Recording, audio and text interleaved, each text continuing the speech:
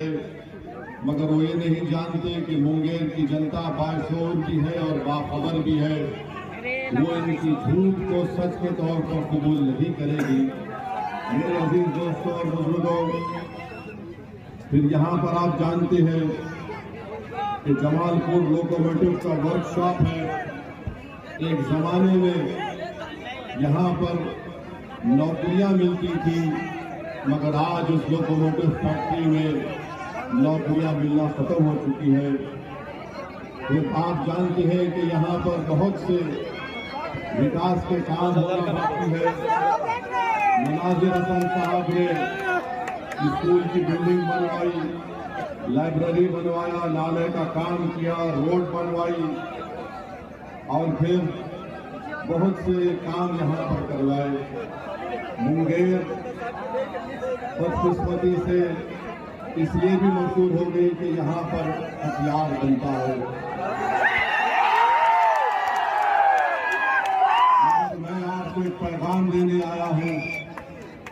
जमहूरियत में हमारे पास सबसे बड़ा हथियार जो किसी गोले से, किसी बंदूक से, किसी भी ताकतवर असला से ज्यादा ताकतवर और मुजीब होती है, वो आपका वोट। अगर आप अपने वोट का सही इस्तेमाल करेंगे तो फिर मुंगेर की तकदीर बदल जाएगी।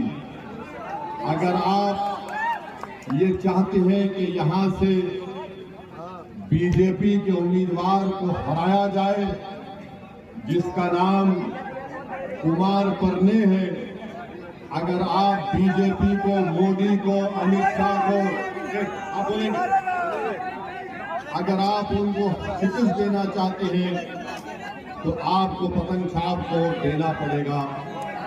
अगर आप ये चाहते हैं कि एक पैगाम दिया जाए बीजेपी को जिसने नफरत के बीज बिहार में बो किए, जिसने एक माहौल ऐसा पैदा कर दिया कि समुदायों में इत्तेफाक नहीं हो बल्कि शक की निगाहों से एक दूसरे को देखा जाए। अगर आप चाहते हैं कि मुंगेर की फिजाओं में इत्तेफाक और मोहब्बत को बढ़ाया जाए तो फिर आपको पतंग छाप को देना पड़ेगा।